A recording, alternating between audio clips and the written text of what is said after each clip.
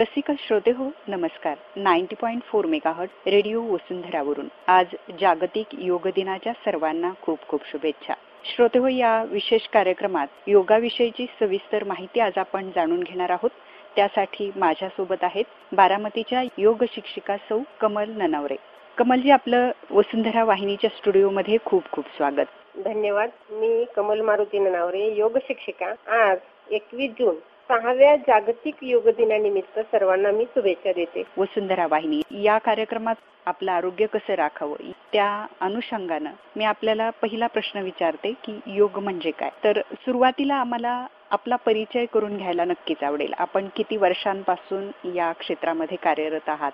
खरं तर आता 19 वर्ष होऊन 20वं वर्ष सुरू झालेलं आहे. मी सुरुवातीला बारामतीमध्ये अगदी छोट्या जागेमध्ये योगासनं घ्यायला योग वर्ग सुरुवात केली होती आणि नंतर मी पूर्ण व्यवस्थित योग शिक्षण, योग टीचर, योग प्रवेश, योग परिचय, योग प्रवीण, योग पंडित अशा छोट्या छोट्या सगळ्या परीक्षा देत योग डिप्लोमा, योग डिग्री आणि योग गुरु, योग शिक्षक अशा वेगवेगळ्या परीक्षा देऊन अजूनही मी परीक्षा देते खरं म्हटलं तर. कारण अजून काही वेगळं नवीन शिकायला मिळतंय का हा त्यातून हेतू असतो. 20 वर्ष झाले पूर्ण. जवळजवळ हजारो महिलांना योगासने शिकवले आहेत, प्राणायाम शिकवले आहेत. वजन कमी कसं करावं, पोट कमी कसं करावं किंवा अजून भरपूर त्यांच्या छोट्या छोट्या तक्रारी आहेत, त्यांना व्यवस्थित मार्गदर्शन करून त्यांचे प्रश्न सोडवले आहेत. अच्छा, सुरुवातीला तुमचं मी या सर्व प्रवासाबद्दल आणि मिळवलेल्या यशाबद्दल अभिनंदन करते आणि योग दिनाच्या खूप खूप शुभेच्छा देते. कमलजी, मला आपल्याला पहिला प्रश्न असा विचारावासा वाटतो की योग म्हणजे काय आणि योगाचे प्रकार कोणते आहेत. खरं तर मला सुरुवातीला योगाचा थोडासा इतिहास ऐकायला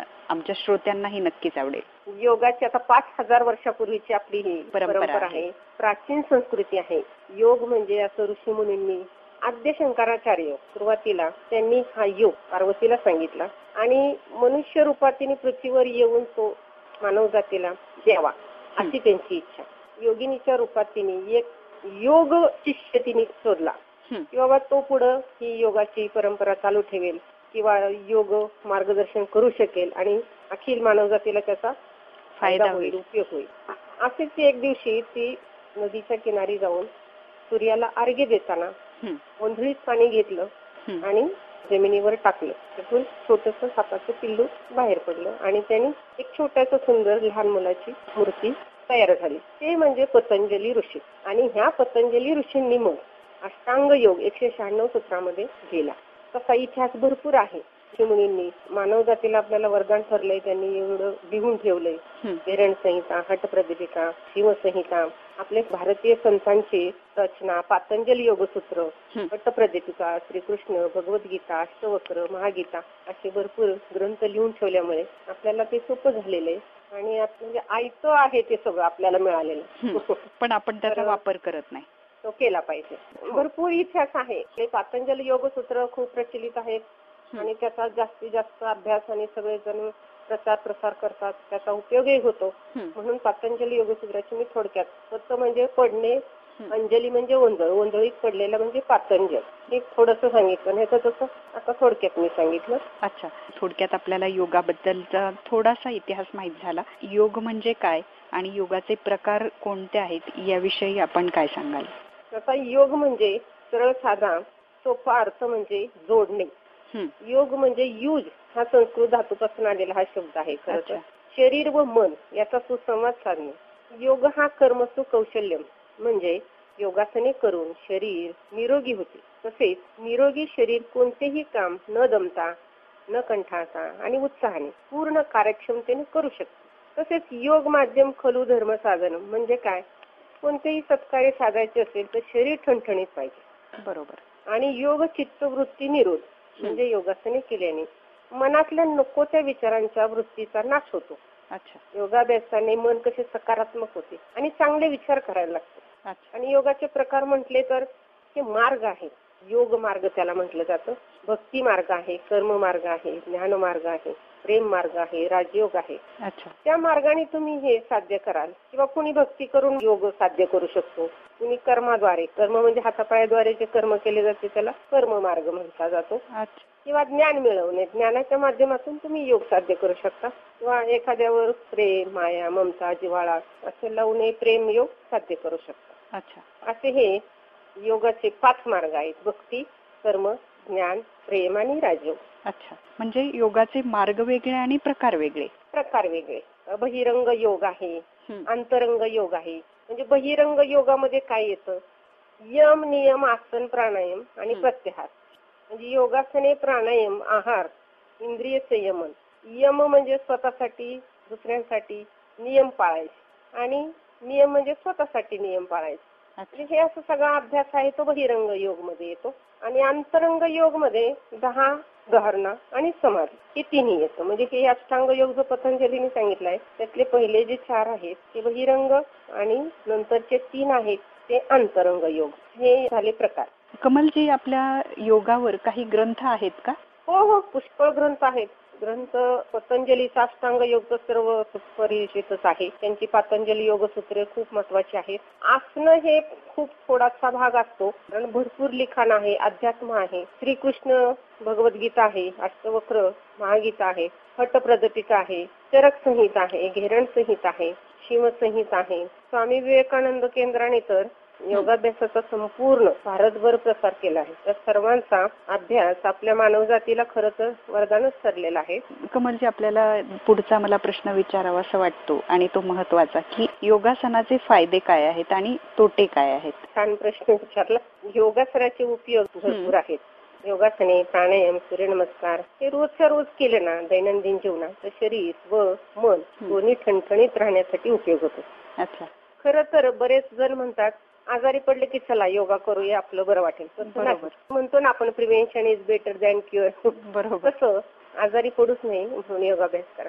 पण जर एखादा आजार झाला तर तो बरा करण्यासाठी सुद्धा योगाचा मोठा वाटा आहे. औषधोपचार चालू असतील, आजार झाला असेल तर योगाभ्यास केला की त्या आजाराची तीव्रता कमी होण्यास मदत. समजा गंभीर आजार झाला असला तर गोळ्या औषधाचे दुष्परिणाम कमी करण्यास मदत होते. अच्छा. आणि शरीर व्याधीपासून मुक्तता होते आणि शरीर व्याधीचा परिणाम मानसिक आरोग्यावर होतो. म्हणून शरीर आणि मन त्या एकाच नाण्याच्या 2 बाजू आहेत. अच्छा. म्हणजे शरीरवादी वाढल्या तर मानसिक संतुलन बिघडते, मानसिक व्याधी वाढल्या तर शारीरिक आजार होतात. म्हणून दोघांचे आरोग्य उत्तम राहण्यासाठी एकमेकांशी दोन्ही निगडीतच आहे.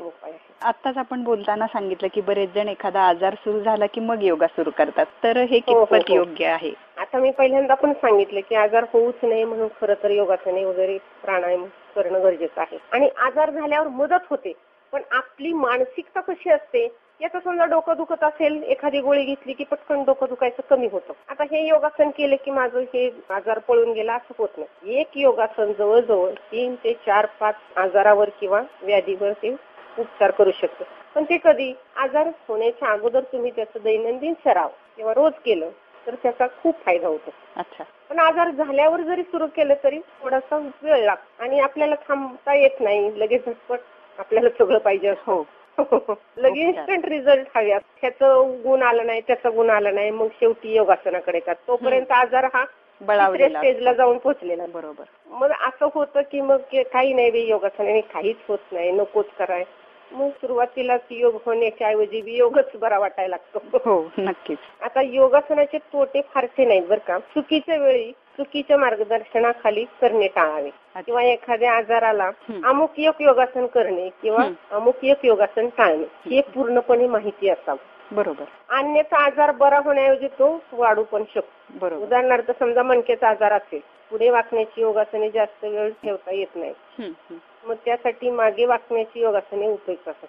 म्हणून योग्य किंवा तज्ञ माणसाकडून शिकून घ्यावी आणि नंतर मग घरच्या घरी सराव केला तरी चालतो. योगासनाचे कुठल्या पद्धतीने केले पाहिजेत किंवा कुठल्या वेळेत केले पाहिजेत याचं सुद्धा मार्गदर्शन मिळणं गरजेचं आहे असं मला वाटतं. अगदी बरोबर आहे. योगासन रिकामे पोटी करणं गरजेचं आहे. किंवा तुम्ही सकाळी केलं तर रिकामं पोट असतं, सकाळी किंवा संध्याकाळी करणं हे उत्तम. पण सकाळी रिकामी पोट असतं पण संध्याकाळी 5 ते 6 तास तरी होऊन झाले पाहिजे दुपारची जेवणाचं आणि संध्याकाळी योगासना करणं. म्हणजे पोट रिकामं असणं आवश्यक आहे. त्यासाठी पुन्हा जागा मोकळी असावी किंवा बंदिस्त जागेत केली. याचा फायदा किती होतो? प्रसन्न अशी जागा पाहिजे रिकाम्या पोटी सकाळी संध्याकाळी. परत योगा मॅट आवश्यक आहे. काहीतरी मग घेतलं जातं बेडशीट वगैरे, मग त्याच्यावर व्यवस्थित होत नाही. बरोबर. नंतर योगा ड्रेस पण आवश्यक. अगदी तंग फॅशन म्हणून तंग कपडे घालून योगासन करून ते पण चांगलं नाही, होत नाहीत व्यवस्थित. अजून नॅपकिन जवळ असावा, छोटी पाण्याची बाटली असावी, आणि योगासने करण्याची जागा एकदा ठरवून घ्यावी. रोज ती बदलू नये. मानसिकता किंवा मन शांत प्रसन्न होणं, मन विचलित नको आहे, विचलित नको व्हायला. हो. अच्छा. योगाभ्यास कोण कोण करू शकतो? योगाभ्यास आहे ना, आबालवृद्ध सगळे करू शकतात. 5 वर्ष पूर्ण झाली, वयवर्ष 5च्या पुढे कोणी करू शकतो. अच्छा. त्यानंतरचा माझा प्रश्न आहे की आजारी असताना योगा करावा का? थंडी ताप असेल, मासिक पाळी चालू असेल तर योगासने करू नये. अच्छा. कारण तात्पुरते आजार आणि कायमचे आजार असे आजाराचे 2 प्रकार असतात. तात्पुरता म्हणजे कसं थंडी ताप, मासिक पाळी म्हणजे काही आजार नाही, पण त्या 5 दिवसात आपण विश्रांती घेणं गरजेचं आहे. आणि जास्त ताण देण्याची योगासनं पण टाळावी. आजार पूर्ण बरा झाल्यावर तुम्ही व्यवस्थित पूर्ण योगाभ्यास करू शकता. अच्छा. कोणकोणत्या आजारासाठी योगा करता येतो किंवा कोणकोणते आजार योगामुळे बरे होऊ शकतात किंवा त्याची तीव्रता कमी होऊ शकते? खूप छान प्रश्न आहे. सर्व रोग नाशक म्हणजे योग आहे. आजारी असताना ओंकार, प्रार्थना, ध्यान आणि हलके हलके प्रकार सुरू करायचे. जरा आजार कमी झाला की मग योगासने, प्राणायाम, सूर्यनमस्कार सुरू करायचे. हळूहळू वाढवत जायचं. आता कसं झालंय, सध्या करोनासारखा सर्गजन्य आजार सुरू आहे. सगळे लोक चिंतेत आहेत. बरोबर. आणि यावेळी तर योगासने मस्त आहे, म्हणजे केलेच पाहिजेत. बरोबर. आपली रोग प्रतिकारक शक्ती वाढवणं हा उत्तम उपाय आहे त्याच्यावर. त्याच्यासाठी उज्जयी श्वास प्राणायाम करणे, कपालभाती प्राणायाम खूप महत्वाचे आहे. भस्त्रिका प्राणायाम, ओंकार गुंजन म्हणजे घशातून आवाज पण निघतो. ओंकार म्हणताना आपलं पूर्ण शरीर मध्ये व्हायब्रेशन निर्माण होतात. मला आणखी एक प्रश्न नेहमीच पडतो की ओंकार गुंजनमुळे घशाचे आजार असतील, जसं की थायरॉइड सारखे आजार असतील किंवा मग आवाजाशी रिलेटेड काही लोकांचं कामकाज असतं, तर अशा लोकांना त्याचा काही फायदा होतो का? जे गायक आहेत त्यांना फायदा होतो. जे थायरॉइड ज्यांचा आजार आहे त्यांना फायदा होतो. किंवा ज्यांचं असं सारखं वारंवार असं घशात खवखव होणं, हे होणं, घशाचे आजार सगळे बरे होतात. अच्छा. ओंकार गुंजन खूप खूप महत्वाचं आहे. मन लावून ओमचं जे चित्र आहे ते डोळ्यासमोर ठेवायचं आणि अ उ म म्हणजे अकार, उकार, मकार असा एकत्रितपणे ओंकार असा म्हटला जातो. अकार म्हणजे काय आहे तर नाभीपासून तो काढायचा असतो आवाज. उकार म्हणजे उरातून आणि मकार म्हणजे मस्तकातून. म्हणजे अ उ म म्हणजे उत्पत्ती, स्थिती आणि लय असा त्याचा अर्थ होतो. म्हणजे पूर्ण ब्रह्मांड त्यात सामावलेला आहे ओंकारामध्ये. अच्छा. परंतु अ उ म हा एकत्रितपणे ओम म्हणणं आणि ओमचं चित्र डोळ्यासमोर ठेवणं आणि पूर्णपणे त्याच्याशी एकरूप होऊन जर ओंकार म्हटला, अतिशय छान वाटतं. मानसिक प्रसन्नता, मानसिक शांतता आणि एक प्रकारचं वेगळं समाधान निर्माण होतं आपल्यामध्ये, की जी आता काळाची गरज आहे. तर रोग प्रतिकार शक्ती वाढवण्यासाठी तरी खूपच गरज आहे. नक्की. कोरोनावर औषध सापडलं नाही, पण योगा प्राणायाम हे सध्या प्रभावी औषध म्हणावं लागेल. योगाभ्यासाची पूर्वतयारी काय करावी? मग असं मी तेच सांगितलं की तुम्ही योगाला सुरुवात करण्यापूर्वी एक मानसिकता ठेवायची की आपण छान प्रकारे योगाभ्यास करून आपलं शरीर आणि मन ठणठणी ठेवणार आहे. काय होतं, बऱ्याच चुकीचे समज, गैरसमज होतात आणि योगासने सुरू करण्याच्या अगोदरच ते केली जात नाही की काही नाही हो, योगासनाने फायदाच होत नाही वगैरे असं निगेटिव्ह थिंकिंग.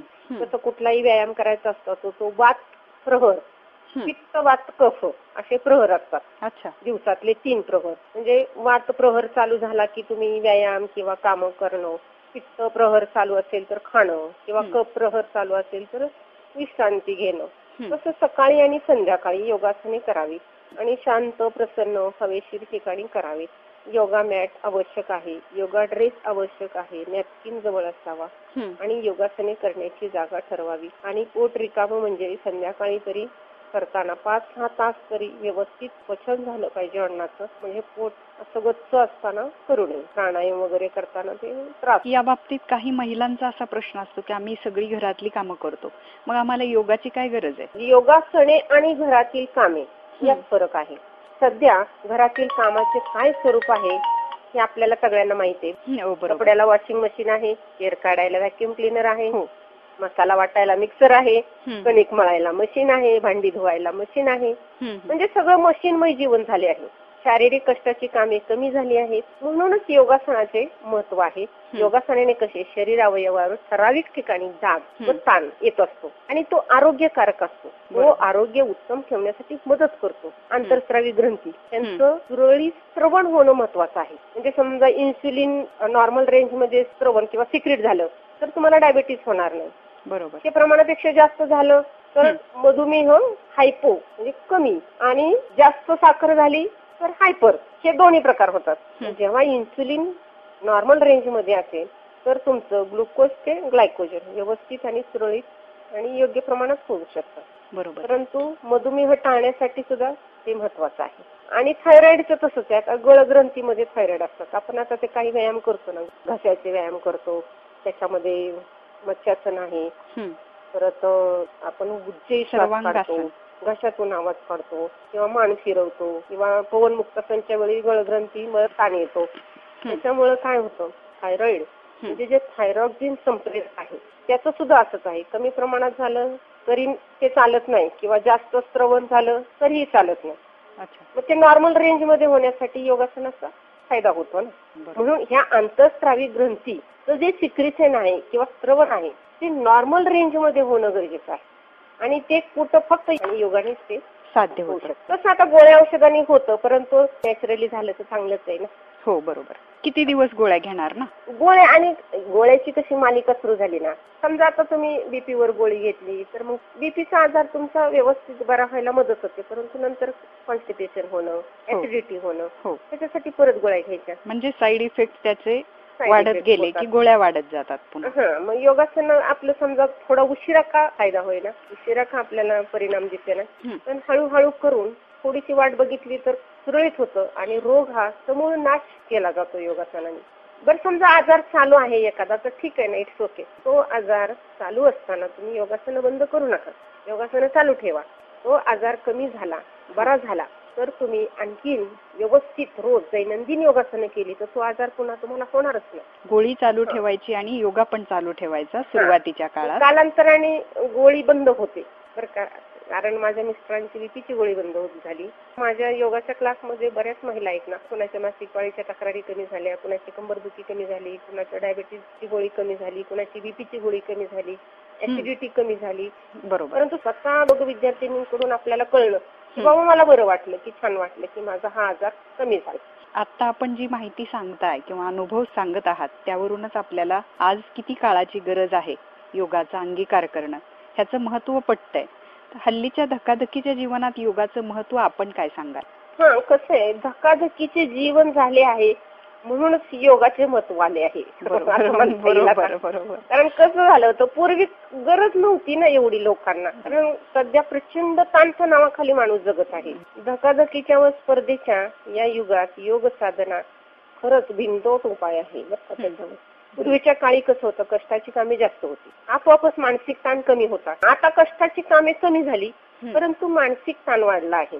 मानसिक ताणाचा परिणाम शरीरवादी वाढवण्यावर होतो, म्हणजे रक्तदाब, मधुमेह, पित्त, थायरॉइड असे आजार पहिला सुरू होते. मासिक पाळीच्या तक्रारी, आजार, कंबरदुखी, पाठदुखी, वजन वाढणे, पोट साफ न होणे, वंध्यत्व हा तर मोठा प्रश्न निर्माण झालेला आहे. मुलींचं काय झाले, व्यायाम नाही, खाण्याचे आहाराच्या पद्धती सुद्धा बदललेली आहे. खाण्यासाठी जगणं राहिलेलं नाही, जगण्यासाठी खाणं. 3-3, 4-4 महिने मासिक पाळी या पोरींची लांबत आहे. म्हणजे मला आलेले अनुभव आहेत या मुलींचे, हे योगाला येतात. तुम्ही जवळून पाहते, लग्न झाल्यावर सुद्धा लवकर मूल नको म्हणून वेगवेगळी गर्भनिरोधक वापरली जातात आणि त्यामुळं वंध्यत्व लवकर येतं आणि मुळात लग्नच आता उशिरा होत आहे. त्यामुळे परिणाम सगळं कॉम्प्लिकेटेड झालेलं आहे. आणि तरुण वर्गाला तर खरंच आता सध्या योग साधण्याची किंवा योगा करण्याची खूप गरज आहे. आपण अलीकडे वाचतोच आहोत. नैराश्याच्या गर्तेत अडकल्यामुळेच झालेल्या ह्या घटना आहेत. त्याच्यासाठी 4 मित्रमैत्रिणी आपल्याला जीवा भावायचा पाहिजे, कोणाकडे तरी मन मोकळं केलं पाहिजे, तुम्ही मोकळं झालं पाहिजे, कोंडून ठेवलं नाही पाहिजे. विचार व्यक्त व्हा आणि मुक्त व्हा. बरोबर. कमलताई, सूर्यनमस्काराचं आपल्याला काय महत्व सांगता येईल?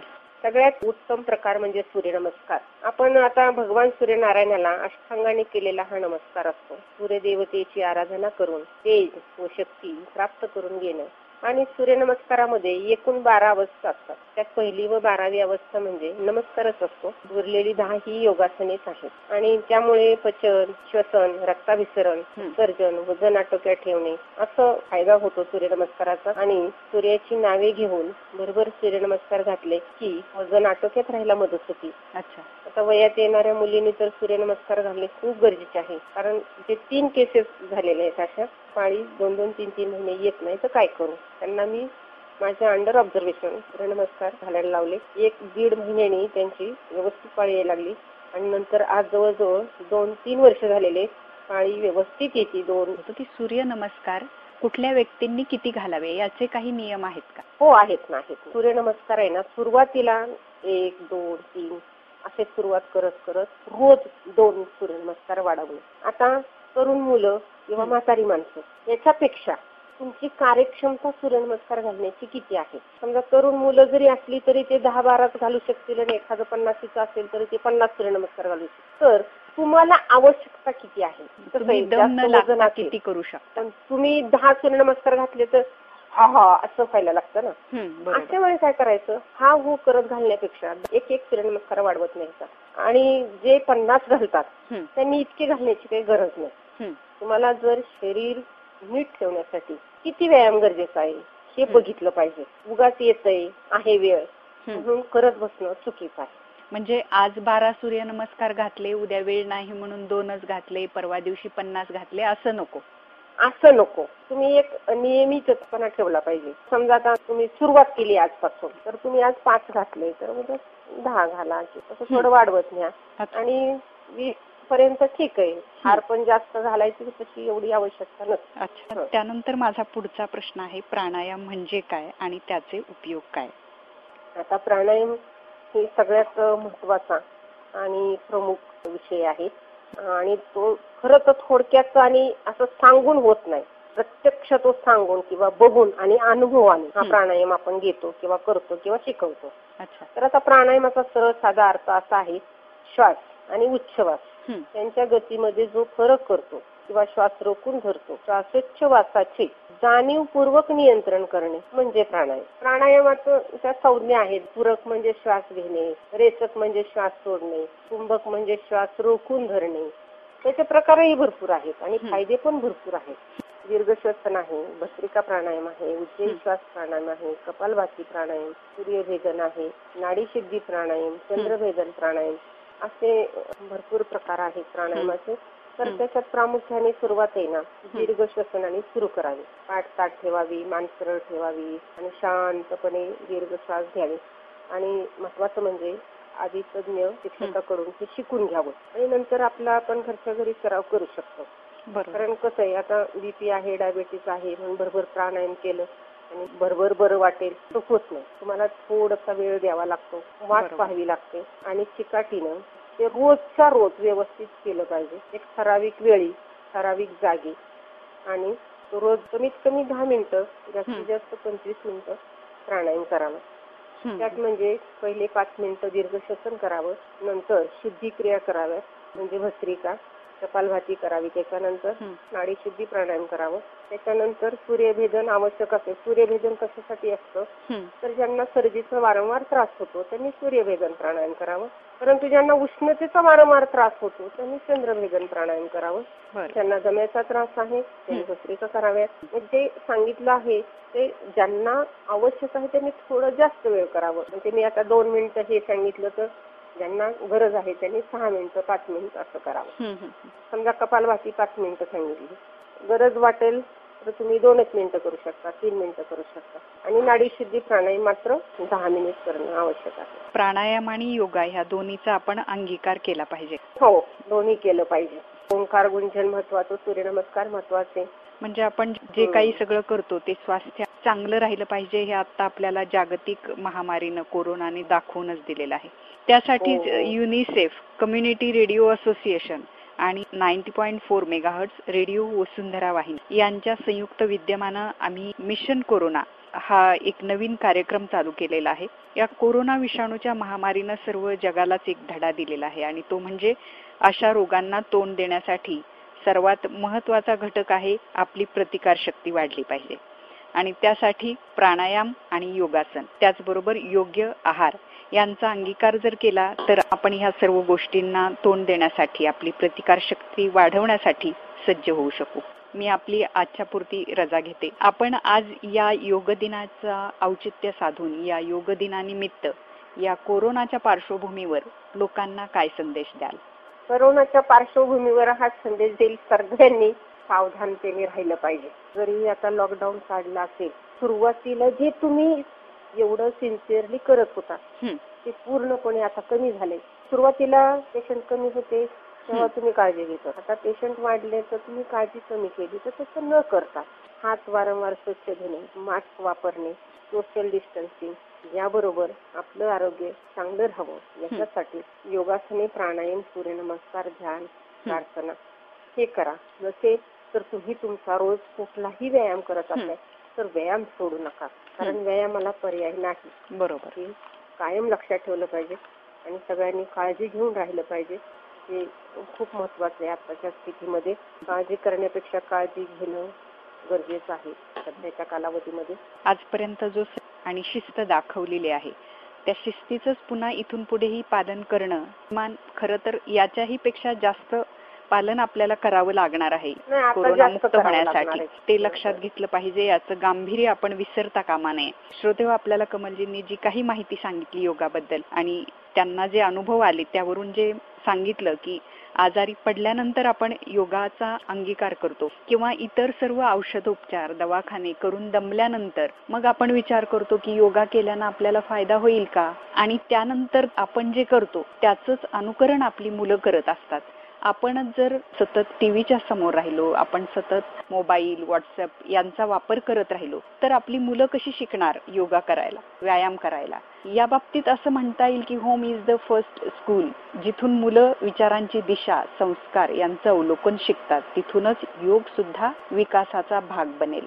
पुढे जाऊन त्या भक्कम व्यक्तिमत्वासह आपली मुलं या जगात वावरतील. मुलांना हे संस्कार, सूर्यनमस्कार, व्यायाम, संस्कृत पठण यांच्या सवयी रुजवून आरोग्याची सवय लहानपणापासूनच देणं आपल्याला खूप आवश्यक आहे. सर्वांनीच याचा अंगीकार करूयात. श्रोतेहो, या शुभ संदेशासह मी आपली रजा घेते. पुन्हा एकदा सर्व रसिक श्रोत्यांना योग दिनाच्या हार्दिक हार्दिक शुभेच्छा. कमलजी, आपण आमच्या श्रोत्यांना योगाबद्दलची अतिशय उपयुक्त अशी माहिती दिलीत त्याबद्दल युनिसेफ, CRA आणि वसुंधरा वाहिनीच्या वतीनं आपले खूप खूप आभार.